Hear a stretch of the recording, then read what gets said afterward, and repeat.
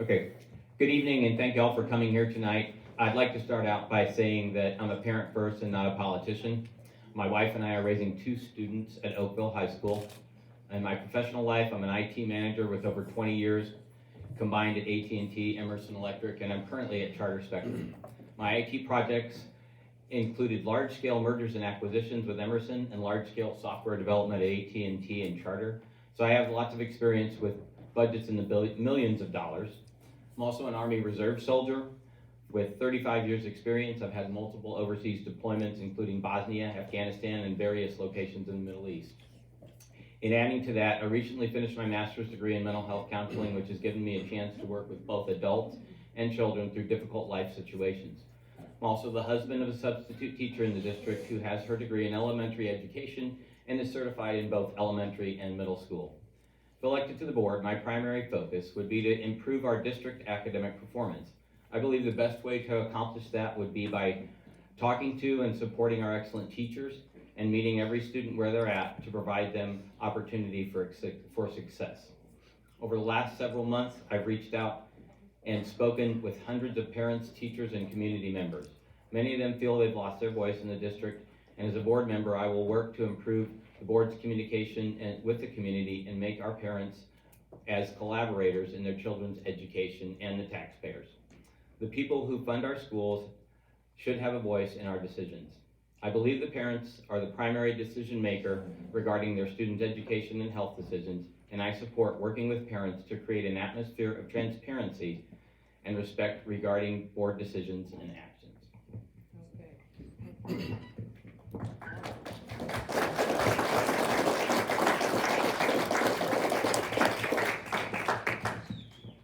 My name is Scott Huegerich, and I am a 50-year resident of the district.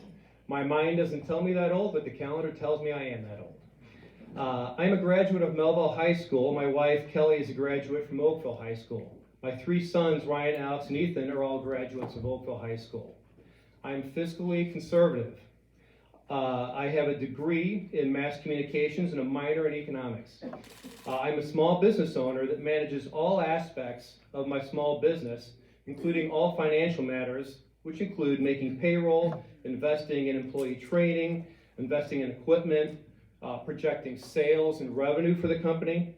I hire staff, I manage company culture, and I also produce work for Fortune 500 companies that are our clients.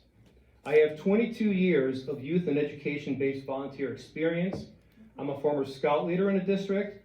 I'm a current scholarship organizer for the district.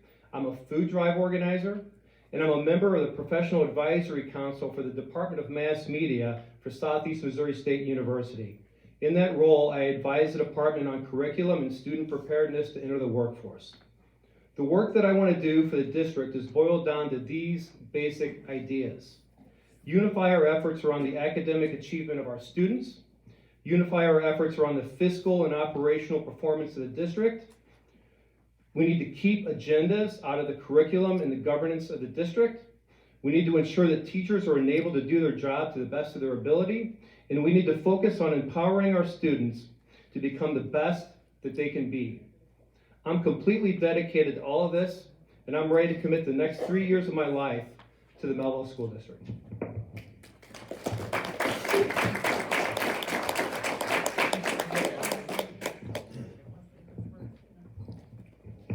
Is this one? Yeah. Sorry, I got allergies. I don't want to talk about it. Okay, sorry. I'm Sarah Grace Wright. Everyone calls me Grace that knows me. I'm a mom who's lived in the district for 9 years. I chose Mehlville School District because it was the safest community within 20 minutes of my job at Metropolitan Sewer District. It also had the support that my kids needed. One had an IEP and the other one was exceptionally gifted and needed that special education. And the district I was in did not have that. I am a fiscally conservative civil engineer. I'm a licensed professional engineer. I have 20 years of experience planning, designing, and budgeting public infrastructure right in our community and in some of your backyards. I worked at Metropolitan Sewer District, American Water, and Great Rivers Greenway now. With this experience, I can help maximize the value of our Prop S funds. That's one of my major goals in the next 3 years. I am an advocate of the community and for our kids. I always look out for the best interest of our children. I mentor them whenever possible, and I volunteer my time to benefit students K through 12. I stay educated and lobby against House bills in the Missouri State Legislature that are intended to defund public education, that micromanage our educators, and threaten our local control. I'm running because I want to be the voice of the parents and caregivers that cannot run for this position. I also sit on 2 boards. One is for the Engineers Club of St. Louis, and one is for an equity education not-for-profit. So I think that those qualifications will make me a great candidate, and I hope you vote for me on April 5th.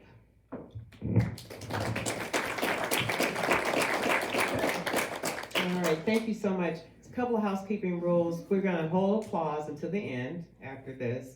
And then we have questions that are specific to individual people, and we're not going to address them that way. They'll be posed for everybody, all the candidates to answer, okay?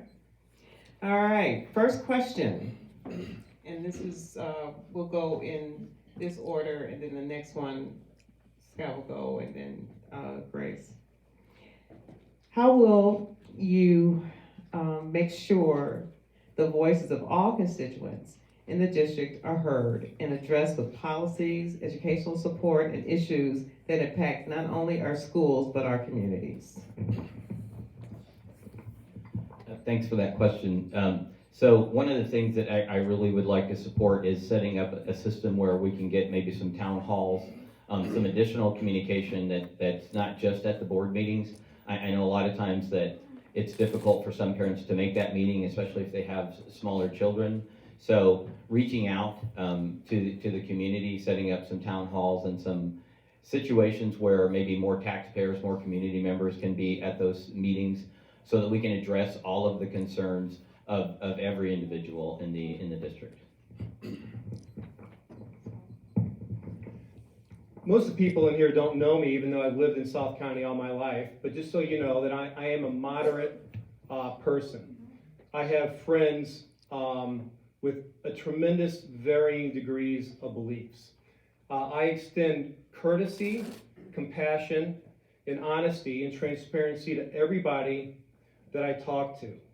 My goal, one of my biggest goals with this, is to unify South County so that we can make certain parent groups, in fact all parent groups, feel like their ideas are not marginalized and not heard. I think this is the single biggest thing that we can do. We need to be unified, and I'm ready to do it.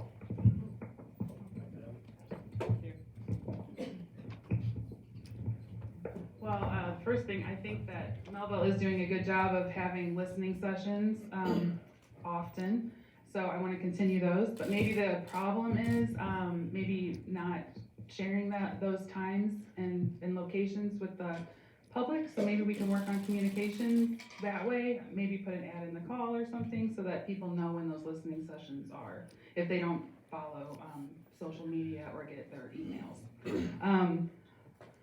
Also, I accept and respond to all emails and phone calls, regardless of if it's a question I can answer or not. I'll point them in the direction of where they can go. Okay.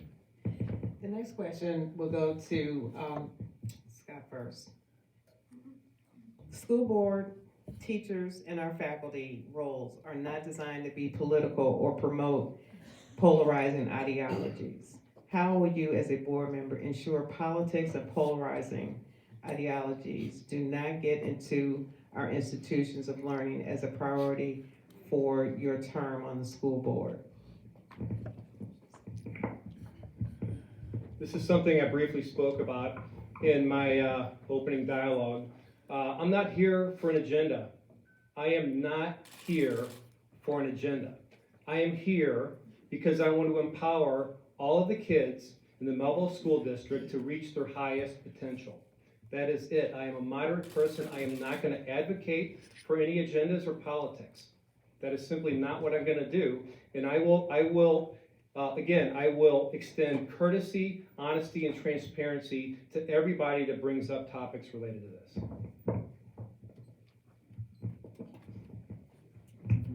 I believe one of the main things that we need to do to keep that from happening is to maintain local control of our district, and that means that we need to support bills and vote for representatives that also believe in those things. So that is the main thing that we can do that's personally. So as a board member, just have to follow our current procedures that we have in place that keep that from happening. We do live in a divided time, that's for sure. And so as a board member, I believe that one of the best things that we can do is be as transparent and as forthright as we can possibly be. People have strong beliefs on either side of one subject. Doesn't necessarily mean one side's wrong or one side's right. But I have found in my life, especially with being a counselor, that a lot of times people want to be heard. They don't necessarily want to push something or an agenda, but they want to be heard and they want to know that they've been heard. So as a board member, that's what I would do, is try to be transparent and make sure that people know what's going on and there's no surprises. Okay, the next question, Grace, you'll go first. Are you okay with children younger than 18 making a gender choice and that schools have the responsibility to assist them in their journey without a parent's consent?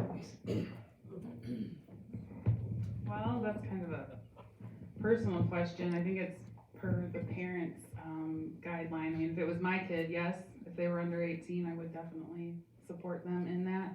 I wouldn't think that it was the schools or the educators' work, job to guide them through it. But I think that the educator might be responsible for helping them find and educate themselves on it.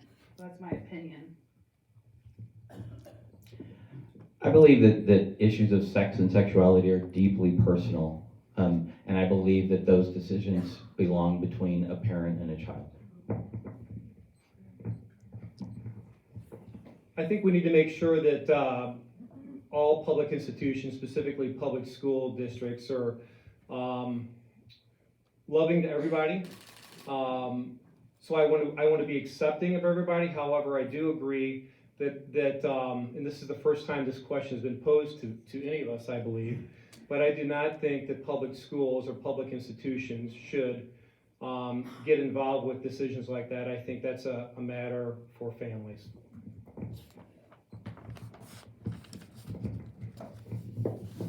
Okay, thank you. Next question will go to Ben first. Are you in favor of or opposed to teaching critical race theory in the Mehlville School District? And if you are in favor of teaching CRT, what classes would you replace when teaching CRT, and what costs would you incur as regards to training teachers?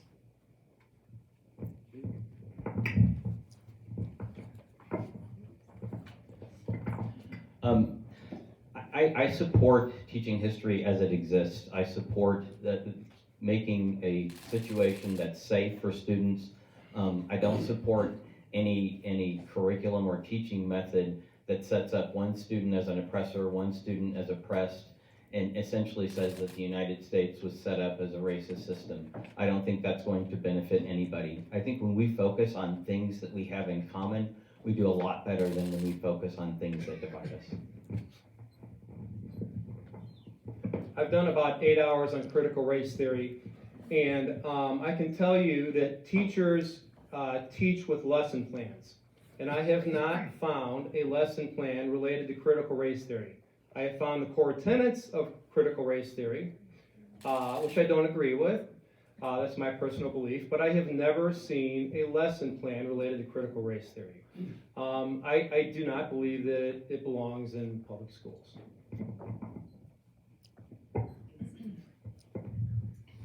So first, the CRT is not taught in public schools K through 12. It is a graduate course that is taught for law students, and I don't agree that it should be taught in K through 12 because it is not age appropriate. But again, I am not the professional either, so I trust our curriculum guides to guide us through what we teach. But on a personal level, no, CRT shouldn't be taught in K through 12. I do believe in teaching accurate history from all sides of the story, not just from one side. I think representation matters. 20% of our children are non-white students, so teaching from the white perspective might not be 100% the right thing to do all the time. So I think if they're represented in the classroom, they will feel more welcome at the school and do better in the classes. Okay, thank you. The next person that goes first will be Scott. Okay, so the question reads, what is the best way to bridge the 2-year plus year gap? What is the best way to bridge the 2+ year gap in education caused by the pandemic? The single best way, in my mind, is what we're currently doing. We are utilizing ESSER funds right now. That stands for Elementary and Secondary School Emergency Relief. It's basically federal money that is going to offset the learning gap that happened because of the pandemic. We have hired 34 interventionists with these ESSER funds. These ESSER funds are going to dry up in the school year 2023 to 2024. So the best thing we can do, those interventionists, by the way, are focused specifically on math and reading, two of the best things to really focus on. So at any rate, I think this is a great strategy right now, and we need to make sure that we can afford these interventionists in the future. I agree that we need to keep the interventionists from the ESSER funds in however way we can. Maybe in the future we'll be able to reduce the number of those interventionists, but right now I think we need to keep the same ones to get closure on that gap. There's no really good way to measure that 2-year gap. There's no comparative data that we can use, but from the data that we have right now for 2021, our kids are doing great and they're going to keep doing better. So I think that continuing the work that we're doing right now is going to be the most beneficial for our kids in the district. I think there's several ways to do that. I think the first thing we need to do is make sure we're completely supporting the teachers that are out there now with whatever tools that they need, whether that be professional development or whether it be making sure that we have enough substitutes in each building so they're not pulled for other classes. I've spoken to teachers who say that they've had to pull the math interventionist for a class.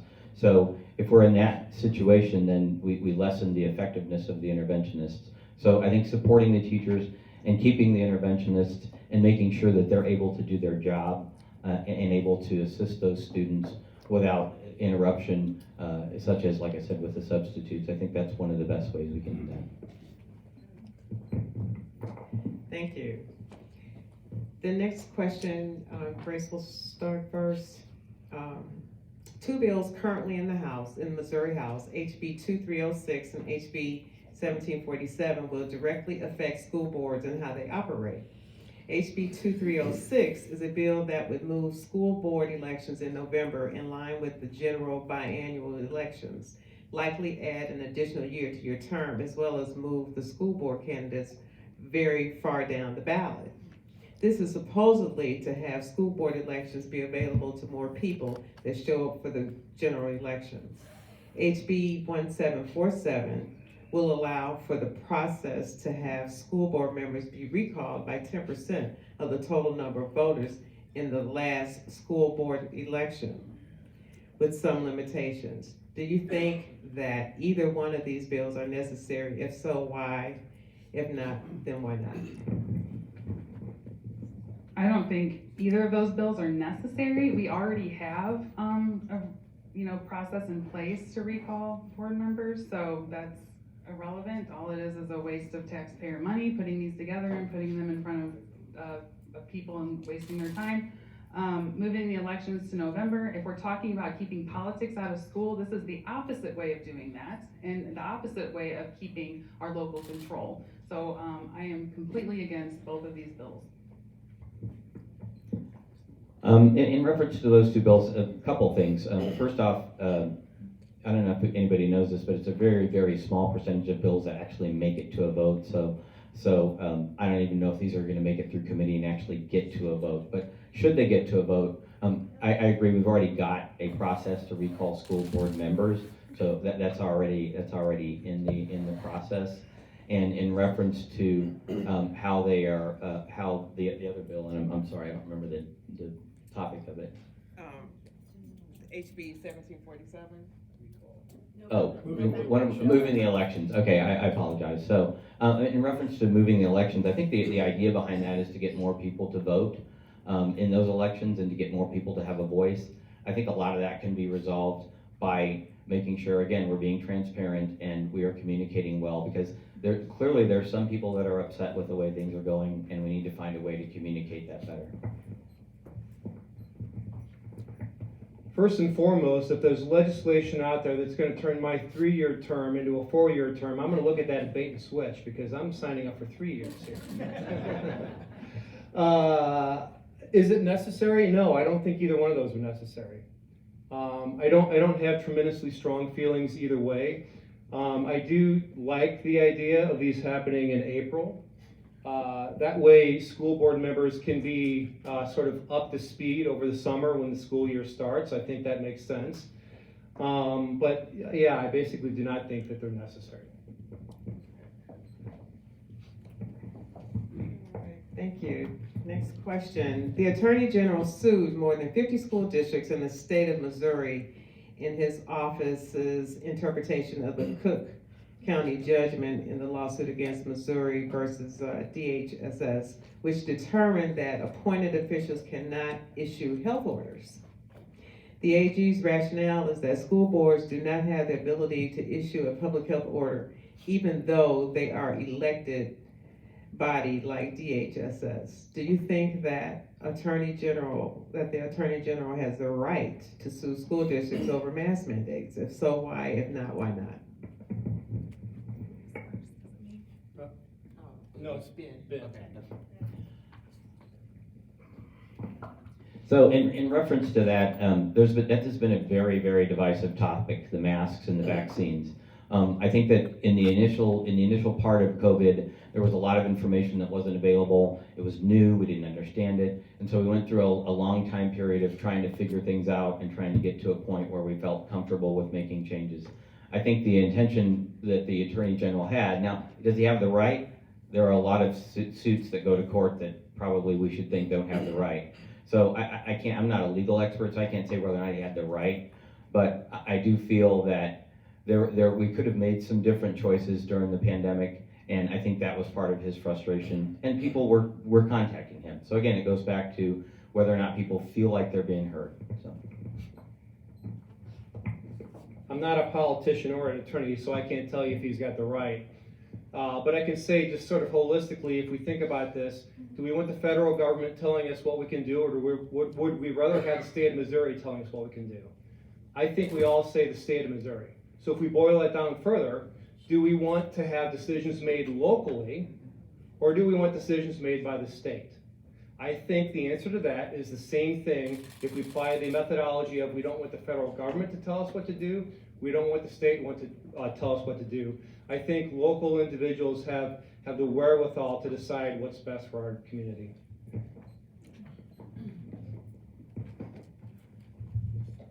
I agree with Scott on all those topics, but the one thing that I'm most passionate about is the waste of money it was. We have to defend ourselves against that. We have to pay people to defend us on that. I wish that there was an amount of money that he wasted on this frivolous litigation. Like, it was ridiculous. Like, I am super passionate about him not butting into our local business. Okay. All right, thank you. How will you support students from different backgrounds and economic levels in school?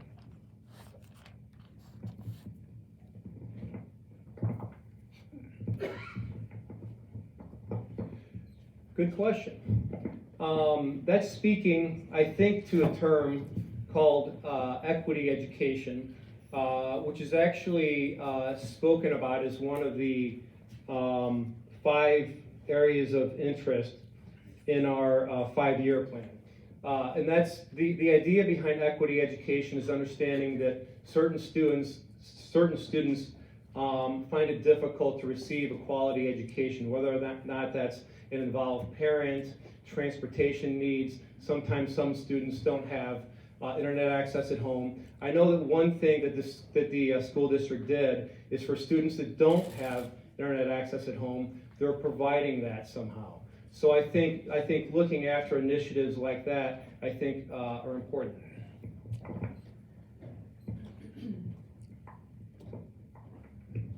So my job and my volunteer work, everything I do in life is based on representing kids in their communities and in their schools. So it is very important to me that our kids that are different or in different economic levels, if they're LGBTQ, if they're minorities in any way, if they don't speak English yet, I think that we need to support them by representing them in the curriculum, in our educators, in the educators we hire, and in our staff. And I also think that we need to look at full-time 5-day pre-K to support our parents that are in those situations where they're struggling to support their children. So that is a good question. So I strongly believe in meeting every student where they're at. And in my work as a counselor, you can't make any assumptions. When somebody comes in to talk to you, you can't make any assumptions about their situation, about what's going on with them. So I think we need to be careful with that with each and every student and treat them as an individual. Meet them where they're at and determine what are their needs, how can we best meet those needs, and then help that student to achieve whatever successful path that they have in front of them. Thank you. So please tell who or organizations endorsing your candidacy for the Board of Education. Be specific. Who starts?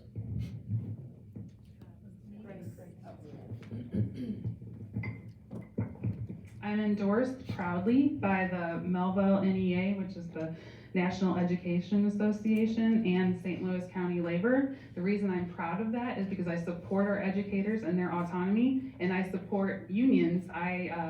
Like I've said before, I build public infrastructure, and I believe that union laborers are the backbone of our society, and we need them. We need to educate them.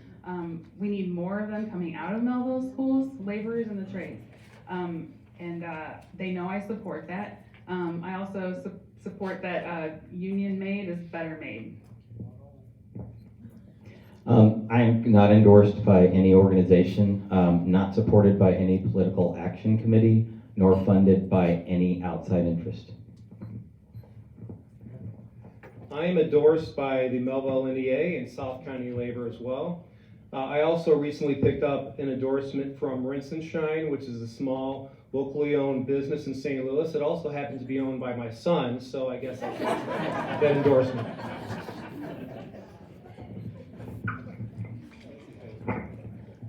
Thank you. So next question, what is your definition of the word equity in an educational setting, and how does that translate in educational policy? Am I going first?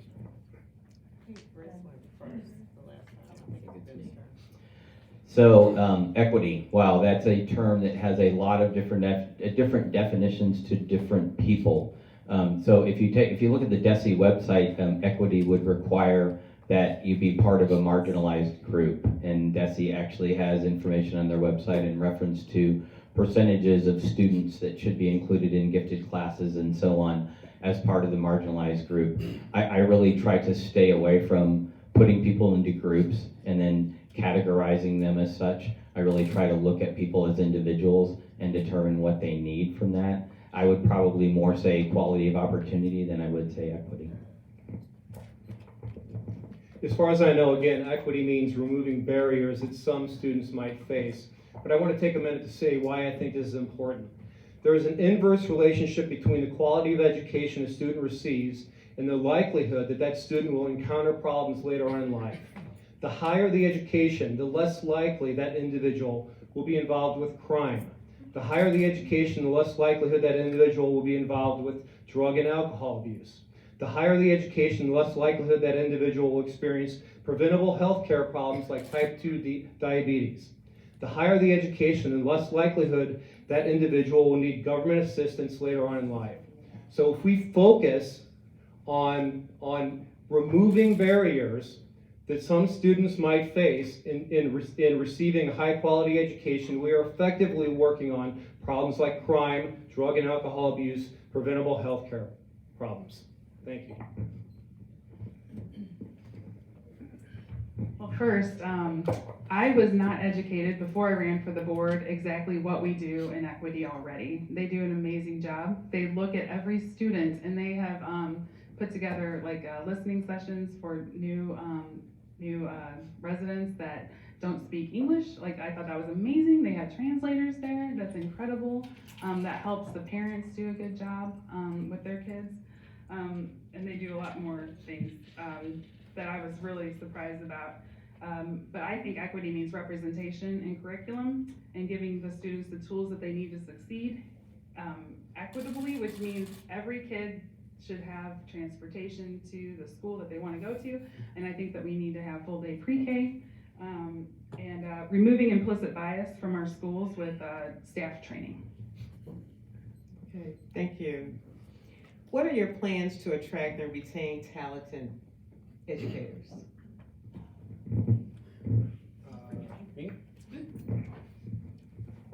Well, the first thing, we have to make sure that our company culture is on point, meaning that we have to ensure that our teachers are enabled to do their jobs to the best of their ability. There's a lot of things that we can do to do this, making sure that our teachers have adequate planning time, making sure that they have development time.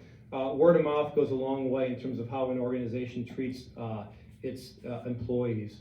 I also think that we need to be strategic in terms of how we're trying to recruit students. I think that one idea that I think we could do is actually keep a tab on the graduates that come out of the Mehlville School District and know that the ones that are actually planning on going into education, it's going to be a lot easier to try and attract them to come back into the Mehlville School District because they've got family here. So I think we can employ certain strategies like that in recruiting. So I have a few ideas. I don't know if they're viable because I haven't talked to the board and I don't know everything about the budget yet, but these are my ideas. I think that I would like to do a survey of the teachers to see what the actual problem is, because we are losing teachers. So I think personally that they need more autonomy and respect, and they also need a pay raise. Also, I feel like they need to be compensated for their education.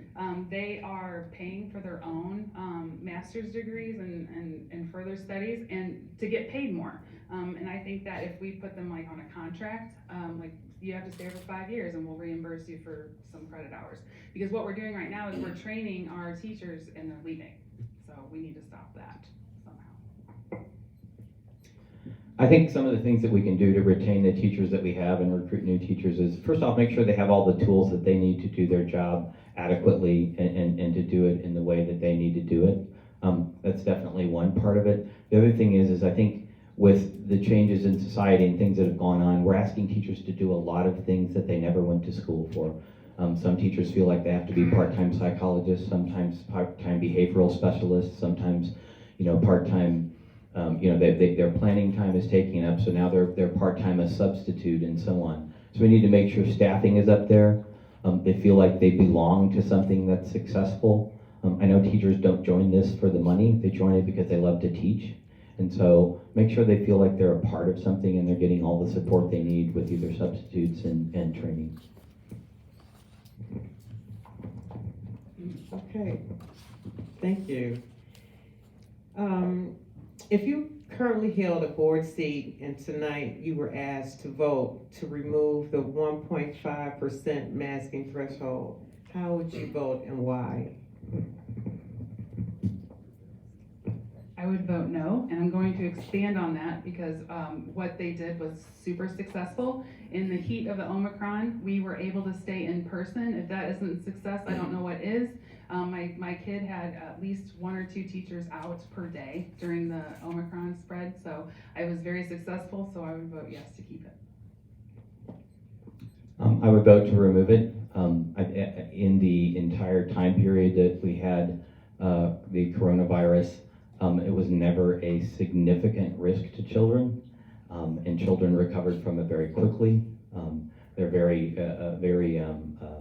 what's the word I'm looking for? They're resilient. That's what I was looking for. Very resilient. And I think by continuing that, we've had a lot of psychological issues, especially with kids who've only been in masks for 2 years. So I would vote to remove it.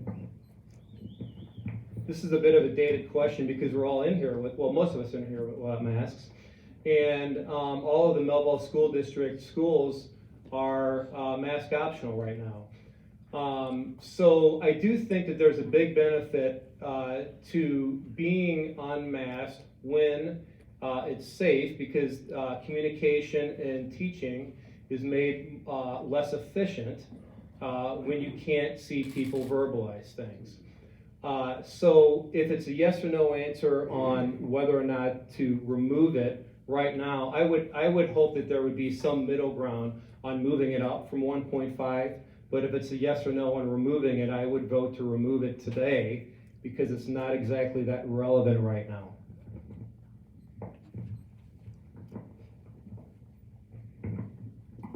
Okay, thank you. Given the district has one of the country's lowest ratios of residential tax rate to property value, how will you fund keeping interventionists in the classrooms?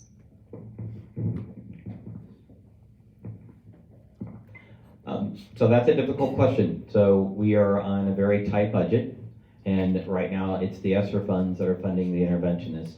So in order to keep them, we're going to have to look at some of the options in how we're spending funds now, how our cash reserves are set up, some of those things. I know I've been to several finance committee meetings, and I've talked to Marshall as well, and he has had some thoughts on that. But again, we've got a number of things coming up with inflation that we wanted to do that we're probably not going to be able to do now. So we're going to have to take a look at a very tight budget over the next several years to determine how we're going to be able to do that. This is a great question, and it's a very important one. And I can't answer that other than say that we have to listen to Marshall, who is a very talented CFO. I did want to point out that according to the budget that's posted on the district website, we currently have, and this might be a bit dated, 70 unopened positions that are not filled yet because we can't pay people their market value. That's a problem. We're also burning cash. Last year we ate into $700,000 of reserves, which is falling a little bit below the recommended levels.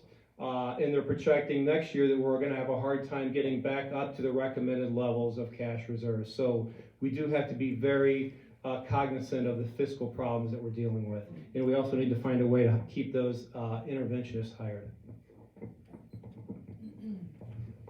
So as a board member, I do trust Marshall. He's really smart at what he does, and he does have some ideas.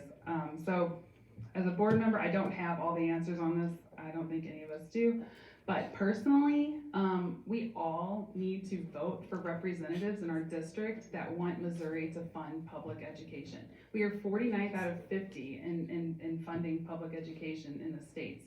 So we need to really take a look at what our representatives are voting for and vote for those people, because that is how we can get more funding without raising our own taxes. If we want to keep us from having to pay more locally, we need to get Missouri to fund us better. Okay, thank you. What are your views on school vouchers and charter schools? What happens when public schools that are already in dire financial straits see more funds siphoned off of funding for charter or vouchers? Do you believe in the same regulation that public schools are required to work under work under should then be also applied to private and charter schools? If not, why? Ultimately, I'm sorry, I'll stop there.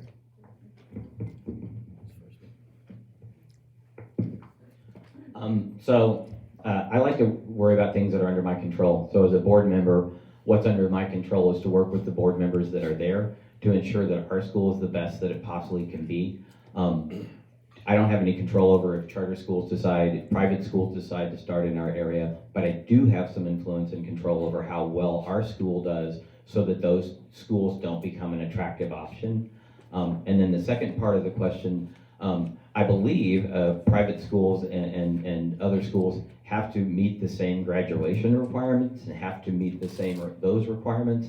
So I'm not sure if we're talking about the board would then have oversight over private and public schools, and if that's the situation, then no, I don't think that would be a good idea. We should not do anything that's going to pull money away from public schools. Again, I'll reiterate, public schools, they admit everybody.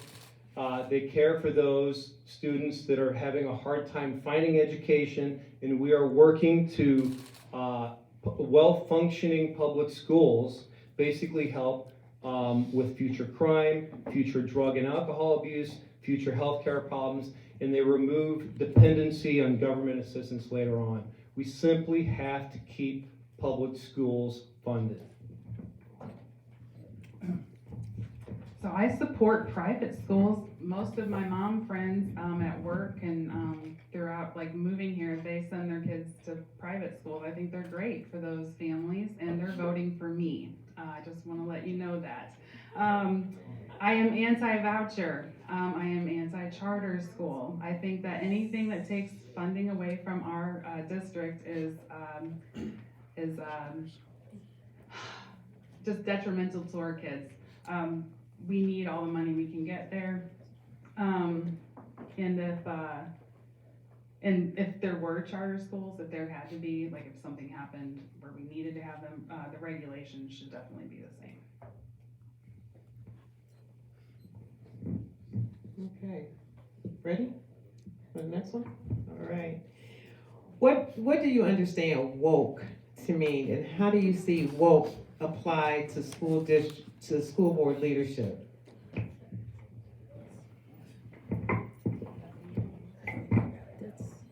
Woke is what happens when my alarm goes off in the morning. I don't know. I really don't want to comment on that. I know it's a you know, whatever. It's a political word. I stay out of politics. I love and respect everybody. That's it.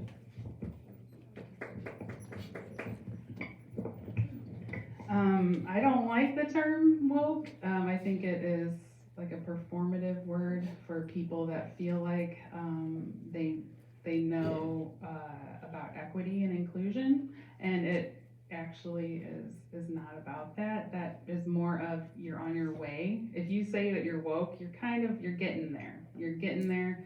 You're learning about it, but you're just not quite there yet.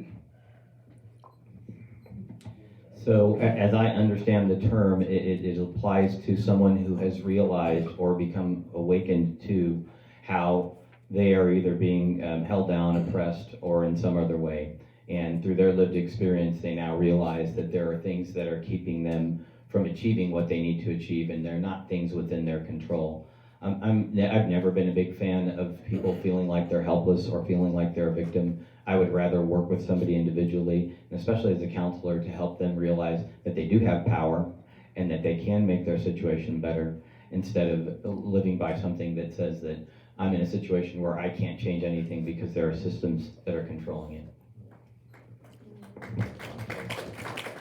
Hold the applause. Thank you. Do you agree with the school board and Mehlville School District keeping the sexually explicit books?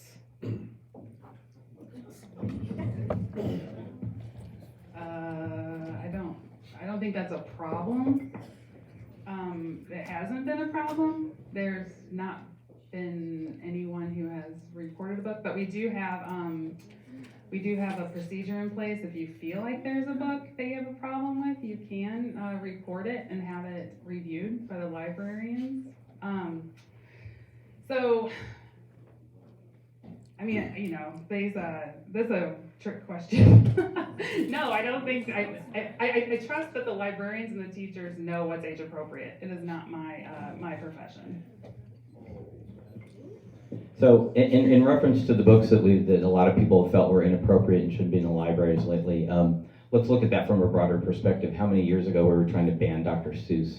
So when we look at that, there are going to be people that are on both sides of the aisle that think things are inappropriate or appropriate. I think we can find a better way to place some restrictions on books that may be considered controversial so that they're not readily available, but still available for people who want their children to have access to those books. I think we need to do a better job at keeping those type of books out of the school district, because once they're in the school district, they're much harder to remove. The ACLU sued the Wentzville School District for trying to remove a book. I don't want to go through that. I don't want to marginalize any group, and I know that there's a very passionate group of parents that are concerned about this. I don't want to remove books, but I think we could go to a consent system in which parents would need to provide consent if there's vulgarity in a book. That way we can keep books in the library, but the students basically need consent, just like students need consent to watch certain movies in class.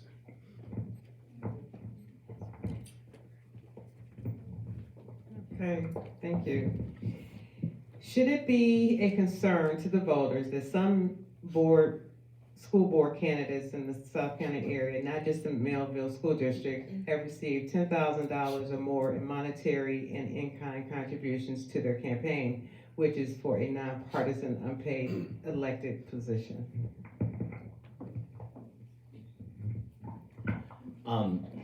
There aren't any limits on this race as far as how much money can be raised, and campaigning costs money. And I strongly believe that if you really want to help the community, that you're going to go out and do what it takes to be on the board and contribute to it. And so, no, I don't have a problem with that. I think I'm the low man on the totem pole. I've raised about $1,500, and my campaign is still open. So if you guys want to donate some, I don't know. I mean, I think it's unfortunate. Everybody here I would consider to be an informed voter, and I think that is awesome. We should strive to be informed voters. I think it's extremely unfortunate that a lot of decision is made on junk mail. And that's basically what campaign funds go to. It's very little research. I think, just generally speaking, we should strive, like all of you doing here, to be as informed as possible. If it was up to me, I'd say let's just get away with campaigning, and financing the campaign altogether for the BOE. I think that people should be able to make up their own mind by reading about us or coming to these. I don't think that it's fair if somebody gets a huge amount of money and is able to spend on thousands of flyers and all that stuff, and then I'm struggling to print things to hand out to people. So I do have a problem with it personally, but there's nothing I can do to change it right now. Okay, thank you. What percentage in the budget should a district keep in reserve in order to be fiscally responsible? And it's Scott's turn. Good question. So this was sort of what I talked to you about earlier. We're burning cash right now because we're losing money on an annual basis. Again, the number that I had from Marshall today was about $700,000. We should keep an adequate amount of funds that make us safe in terms of operations in case we have a disruption related to our income, which we traditionally don't. But the other thing that we should consider is that the Mehlville School District is not a bank, and if we're holding on to a lot of money, it's not being used to serve the students that are in the district right now.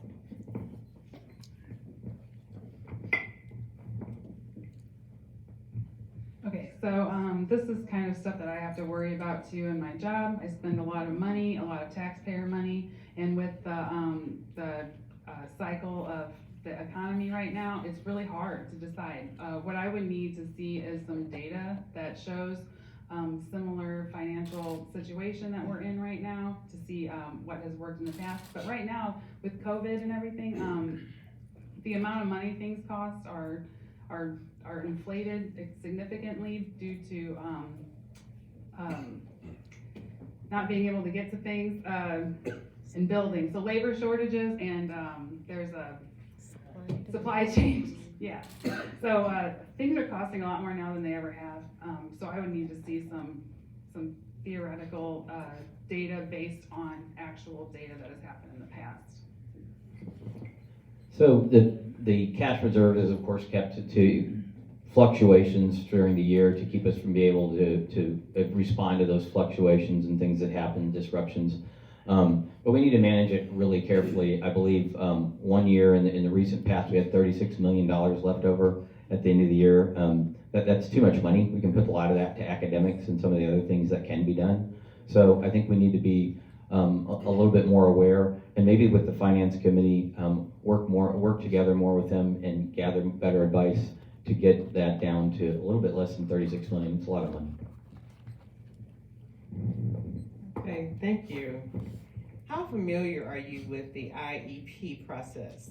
And how can you best advocate for students with IEPs?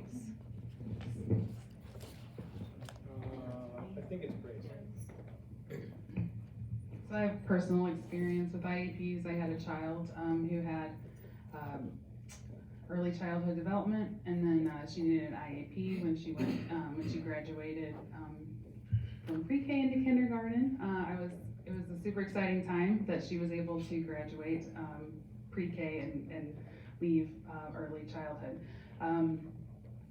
Anybody who's gone through the IEP process knows how emotionally draining it is and how it affects each parent differently. A lot of parents don't have the support that they need financially to support their kids.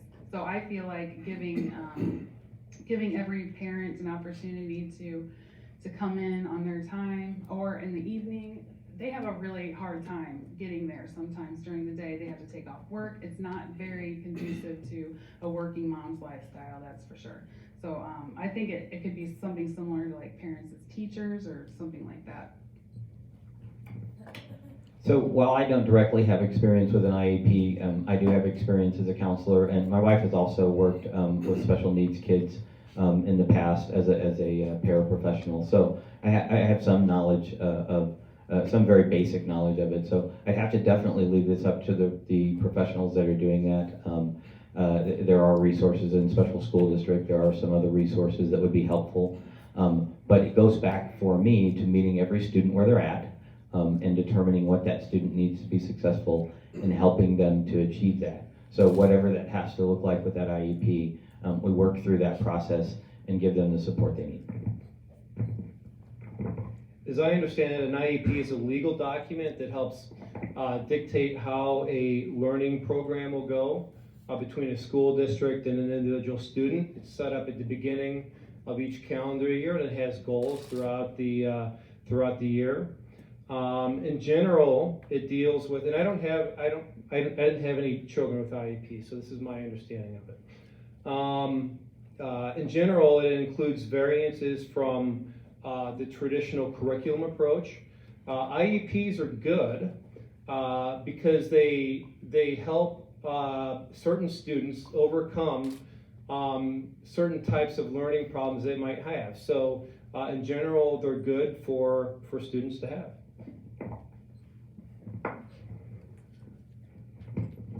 Thank you. X percentage of students are on free lunch, which is government funded with taxpayer dollars. Charter schools are government funded as well. How are the two different?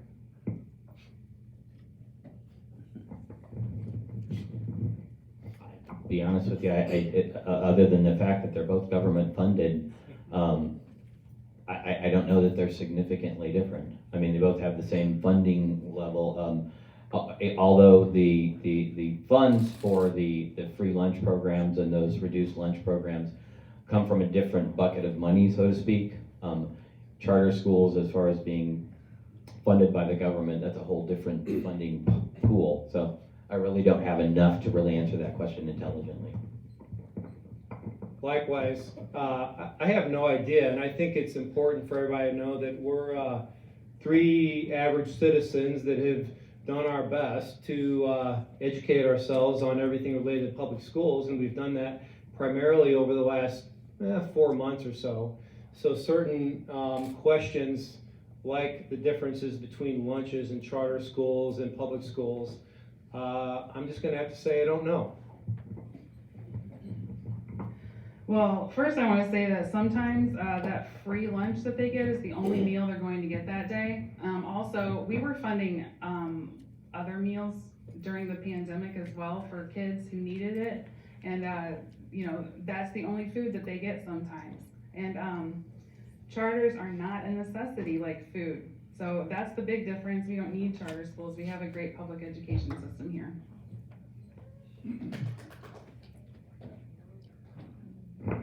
Okay, thank you. How do you envision your impact on the district?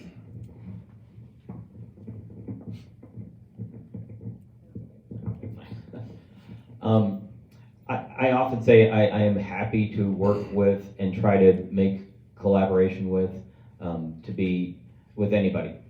I have sat down with a lot of people who didn't agree with what I stand for and had discussions with them and had reasonable discussions, and agreed to disagree. My goal is to work to improve the district and to work with people, and that's going to require some meeting in the middle. If people are respectful and reasonable, I am more than happy to sit down and have a good conversation and figure out a way to advance this district in the best way possible. I'm a lover of people. If you want to come up and say hi to me, I'd love to shake your hand. Nobody is going to feel like I'm conducting myself unprofessionally or unfriendly. I am also inherently ambitious. I'm an entrepreneur. You have to be ambitious to be an entrepreneur. I am hopeful. I am positive. I am going to bring a lot of energy, mojo, and swagger to the Mehlville School District, because I think we can actually be a district that other districts look up to. I think South County can be a region of the metropolitan area that other regions look up to. I think that we're well on our way to becoming one of those districts that people move to on purpose, like I did. I feel like we were already there, but on paper it's hard to show that whenever we are doing so much with so little. I don't think we're getting the word out there as much. I think we need to communicate that more to people. My number one thing is I want to effectively and efficiently spend our Prop S funds. I'm really good at it in my profession, and I also want to, if I can't finish it, I just at least want to start the conversation of getting full day pre-K in our district. Okay, thank you. Can you describe your view on parents' rights?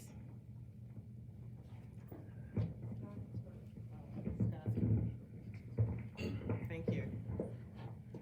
I don't have a huge feeling on this, although I feel like everybody in society needs to feel like their rights are being respected. I don't want to do anything that would make people feel like their rights are being not respected or marginalized. I think it's also important to understand that this is a public institution. And sometimes we have to look after the whole and know that sometimes decisions that are made that people might not be happy with, but we are caring for 10,000 students in the district. I believe that every parent has a right to see what their kids are learning, has every right to read the books that their kids are reading, which I do, and I love it because teachers have the best taste in books, in my opinion.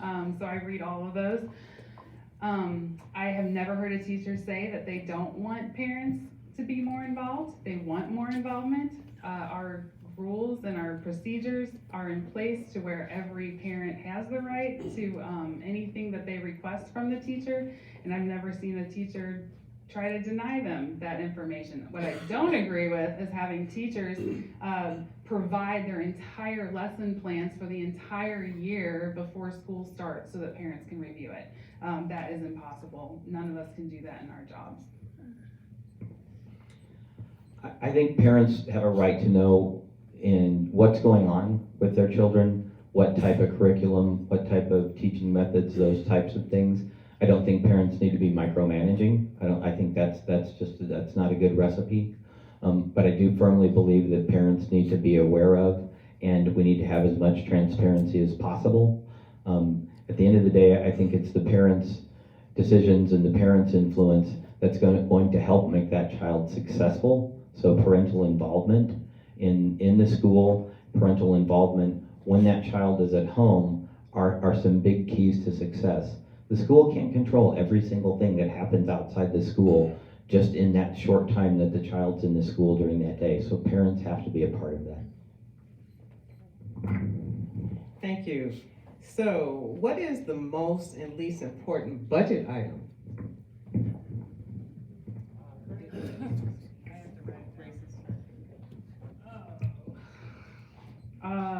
I said this the other day because this is a crazy question.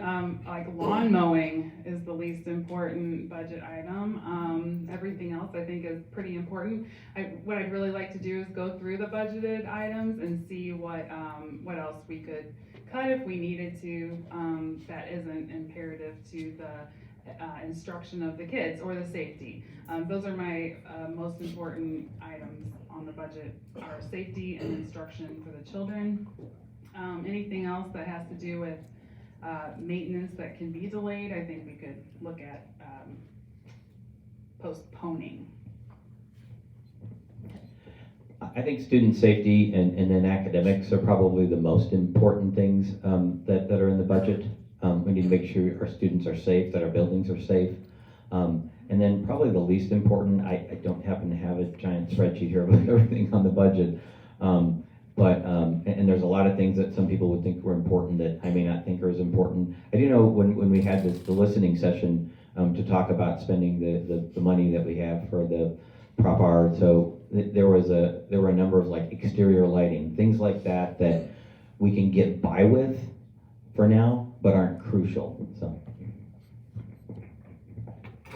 We're a service industry. We're providing education. In service companies, you have to protect people. People are making the difference. And so that means that we have to make sure that anything that leads to academics, those are the most important things related to our budget. You can also say, like Ben said, safety is also paramount with our budget. But I can tell you this, and I know this from managing the finances of my small business, from a fiscally conservative standpoint, all budget line items are important. And if you start taking away something from something that might seem unimportant, you start to see problems with it later on.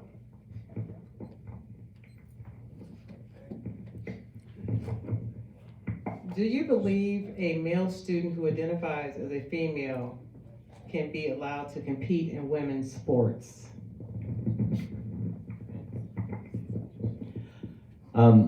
That's a really, really divisive topic right now. I know there are a lot of people that have strong feelings about that. I believe that there are biological things that won't change. So when a biological male wants to compete in women's sports, that's an unfair advantage. And for a lot of those women that have worked very, very hard to achieve in those sports, that now makes it almost impossible for them to excel at that. As we've seen recently, if you've been following some of the issues going on with one of the swimmers. So I think we need to, if we want to set up a separate category, it's a different story. But I think when you do that, you definitely handicap those women that have been in those sports and worked very hard on it. I want to protect the rights of LGBTQ people, especially those that are children. I think everybody should feel loved and accepted. However, I also want to protect the rights of women, and I think that if we have a male student or male athlete that identifies as a female, I think that's unfair for the females that are competing in that sport.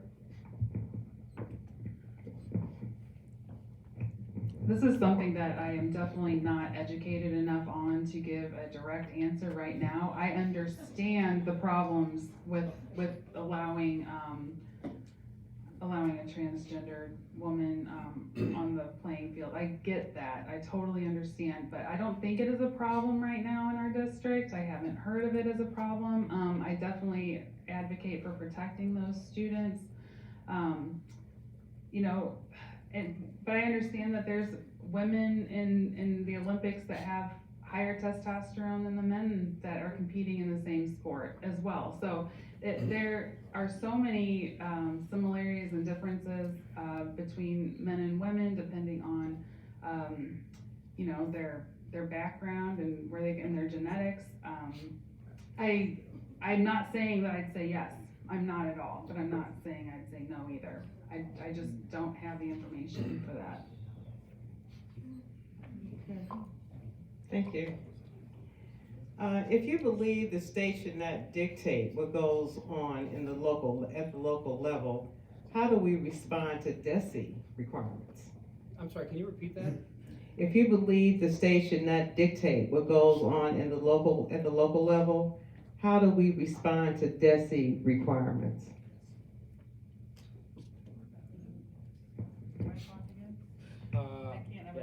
I can't keep track of who. Is it me?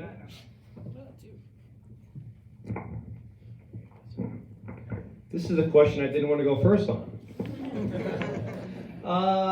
That's a good question. I think DESE requirements, obviously, I have no problem with the requirements in terms of what DESE says in terms of what we need to teach and vetting student achievement, advancing from one grade level to the next.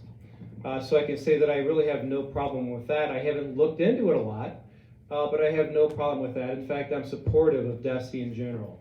But I am also obviously supportive of keeping as much local control as possible. So this is something that I don't have as much information about that I want to learn more about, but I do believe, I could be wrong, but I do believe that we have board members that represent us at those meetings to help us determine to let them know what works for us and what doesn't. So it's not like we're giving them total control over what we're doing. They're just like an oversight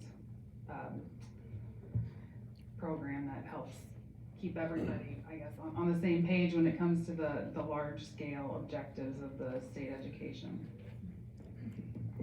So I think this is one of those things where I think we need to be a little careful what we wish for. So we've got high schools across the state, and based on the DESE standards, they are compared to other high schools, and there are certain requirements for somebody to be confirmed as a graduate of a high school. So that's going to feed into our state universities. It's going to feed into all of those situations. So I think we need to have, if we just say, well, it's a free-for-all, every high school can set whatever they want, I think we're going to find ourselves in a bad situation pretty quickly.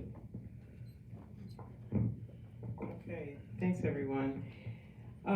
What does the ideal school board look like to you, and who are the key players you think should be on the board? Ms. Grace's turn. Well, this is hard. I think that right now they have a really good mix of the community. I do think that we need to have more diversity in it. We have got one younger board member, but I think that we could use another one or two. I also think that we could look at I would love to see a Bosnian on our board who could represent our big percentage of Bosnian students in our class. And I also like to have parents that are on the board, ones that have a lot of real world experience in IEPs and gifted education. It's an excellent question. So from my time in the Army, in my particular job specialty, it's very rare that I go with a bunch of people I know. I'm usually plucked out of the middle of my current unit and sent with a bunch of people I have no idea, never met. My last unit was a bunch of people from Boston, so that was interesting with the accents and everything, but we won't go there. So I'm familiar with working with people from different backgrounds, with working from people that may not exactly see the same way as I do. I think it's important to have diversity on the board. If we're going to have critical thinking, if we're going to have good discussions about what we can do, you open up creativity and more ideas if you have people who don't necessarily think like you. The ideal school board would be a school board in which I'm serving on it. Sorry. No, I think that, like everybody said here, I think it's good to have diversity on a school board. I'm a marketing and communications person. I'm a people person. I'm a problem solver. That's what I do for a living. Ben is a military person. That would be a very valuable insight to have on the school board. Grace is an engineer. That's a very valuable skill set to have on a school board. So basically what I believe we want is diversity in terms of individual levels of expertise.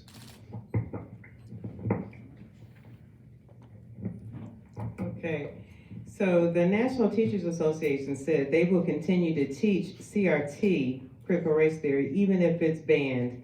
Do you approve of that? And part two is, do you believe teachers can be fired for posting ideas opposing critical race theory on social media? So like that's not true. That is not a thing that is happening, so I can't really answer that. So if a district or if in any situation has said that this is not something that we're teaching and this is not something that's a part of our curriculum, and a teacher willfully says, well, I'm going to do it anyway, I think that's going to have to be dealt with on an individual basis. Again, you're talking about individual people. We're not talking about just this generic blob of people that are in a group. So that would have to be dealt with on an individual basis. And in reference to that, I have heard that, and it's been available, if you look deep enough, people who say they're going to continue to do that no matter what. Again, I'm a big fan of not having mass punishment. I think it's important that we look at the individual and deal with that on that basis. Part of that question was whether or not a teacher could be fired for publicly stating that they were opposed to CRT. And no, I don't think a teacher should be fired for that. And I also don't think that a teacher should be fired for advocating for CRT. I think a teacher should follow policy of the district, but I don't think they should be fired for voicing their opinion on social media as long as they're following the protocol of the district.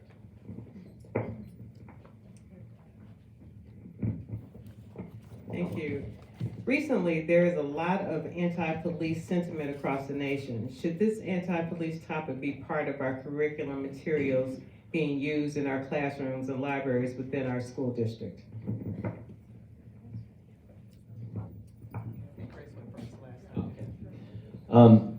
So we've got a very sordid history in the United States. We've got a lot of things in the past that we could have done a lot better.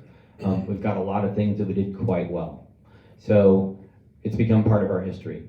So when you talk about some of the riots, some of the things that have happened, yeah, I think we need to teach it. We need to say it was there, we need to say why it existed, and we need to be truthful about it. And that includes other things in our past as well.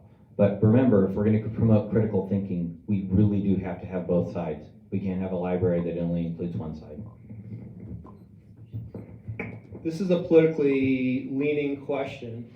And I mean, no, absolutely not. Does anybody really think that we should be teaching anti-police?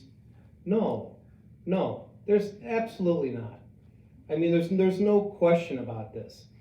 I'm a lover of all people, seriously, and I just think that the sooner we can stop answering questions about this, the better. I'm not a professional educator, so and I'm not anti-police either. So I trust our educators and our curriculum advisors to use age-appropriate materials and teach age-appropriate curriculum. That's it. Okay, thank you. It can be really hard for parents to stay for an entire board meeting to share a comment or concern at the end. What would you do to ensure parents have access to board members and a voice in their students' education? Am I first? I love talking to people. I'm a talker. I find it hard to keep to the 1 minute sometimes. If there are people that have problems that they want to voice and they can't do so Thursday nights, I can't speak for the school district on my own time, but I am going to be readily available to meet with people face to face, to speak with them about problems that they have. I think that's the best way to communicate with people. Email just doesn't allow you to feel warmth and compassion from somebody. And I think that's what people need to do when they're voicing concerns. So I'm going to do everything I can to meet with people face to face. I've already answered pages of questions for people in great detail, offering help of where they can find information that they're asking for. If I don't have it, I am open to email, call, Zoom, anything, text message. I don't care. Facebook Messenger. Just I'll talk to you no matter what. I also think, again, I said this before, I think we need to promote the listening sessions more, because those are available to the entire community, not just teachers. I was thinking about just having, we have the Let's Talk, but it's not public. I think maybe if we had like a frequently asked questions page attached to that Let's Talk page, that would be super helpful, because if one person has that question, 100 people have that same question. So I think that would be a really good way to post on the website. Actually, very glad that you asked that question. So, as I said, I've talked to many voters, and some of them expressed that they sent emails and they weren't answered. I've had the opportunity since then to talk to board members and to find out that they worked extremely diligently during COVID and even before that to answer every single email that they could. If there were some that were forgotten, maybe that was an oversight, but I believe the board members when they told me that they worked diligently to answer all of those emails. And so I stand corrected on that. So that being said, I would probably open up more town halls. I might open it up so that instead of having things that are not on the agenda, you have to wait till when the board meeting is essentially over to talk about it. I would probably try to change that. I would look to be more available myself in whatever way I possibly could be, attending events and being available as much as possible. Okay. I think this may be the last question for tonight. What is the main goal, a main goal you would like to see accomplished in the next 2 years?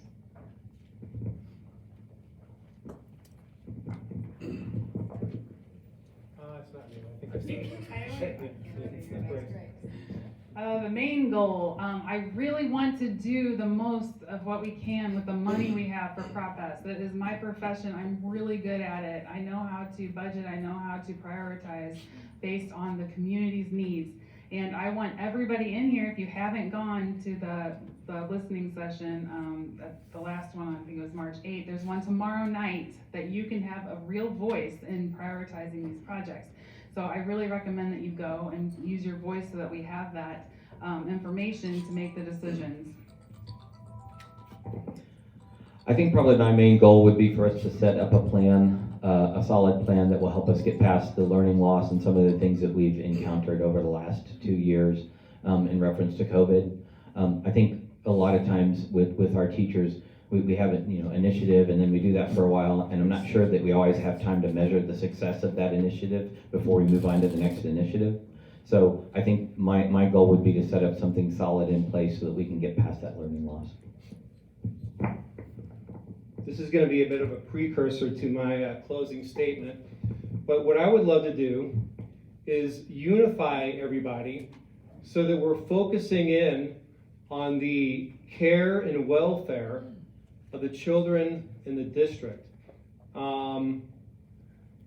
We've been torn as a community, not just South County, but obviously the United States of America, and it's negatively affected public schools. So I want to make people stop disliking each other, and I would love to have people focus on advocating for children that need to be cared for right now.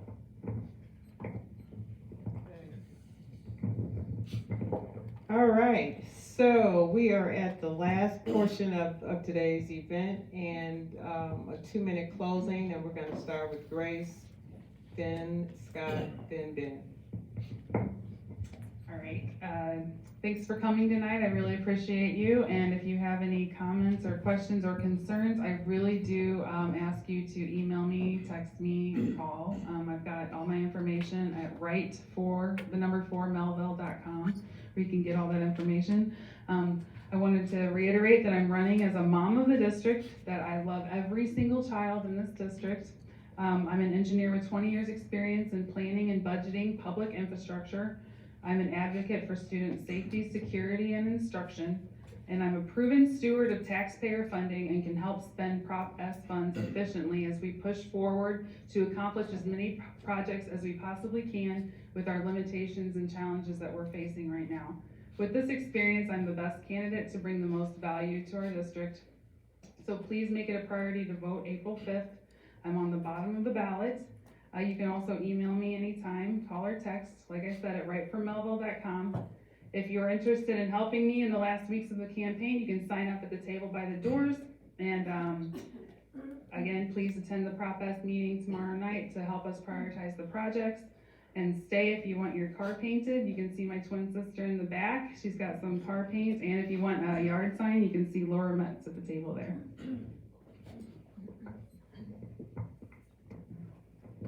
In mid-1962, President Kennedy toured a NASA facility and met a janitor working late into the evening. When the president asked the janitor why he was working late, the janitor responded by saying, "I'm working to help land a man on the moon and return him safely to Earth." This is what the janitor told the president. This tells me that the spirit of this response tells me that all of NASA was absolutely united around the mission of landing a man on the moon. In fact, this unity was so strong that it outlasted assassinations, civil rights unrest, and a war that also happened to be going on in the 1960s. This unity literally helped propel Apollo 11 out of our atmosphere, through space, into the surface of the moon. This overwhelming show of unity is exactly what is needed for the Mehlville School District right now. The pandemic has challenged us. It has exacerbated our differences. It has diminished the education of our students received over the last 2 years, and has caused our attention to be taken off track. We are serving 10,000 students in the district, and we are trying to empower them to become the highest forms of themselves.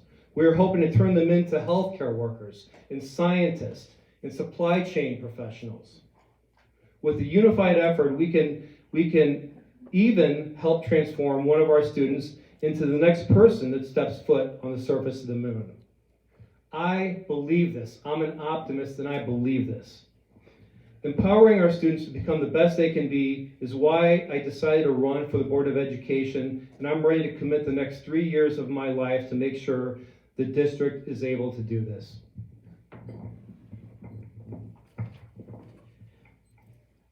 I absolutely want the opportunity to work with the board and to support every student in our district to achieve whatever it is they're looking to achieve. Whatever path that happens to be, I want the opportunity to work with the board and to help that student in whatever way I can as a board member to get to that point. And that's regardless of who that student is, where they come from, and what their background is. As a counselor, I frequently deal with people from various backgrounds. and get the opportunity to work with them through difficult situations. And we've come through a difficult situation as a district. And we've come through difficult situations in the past as a country, as a district. And I believe this community is strong, and I believe they can work together. And I'd like the opportunity on April 5th to be able to work with you. Thank you.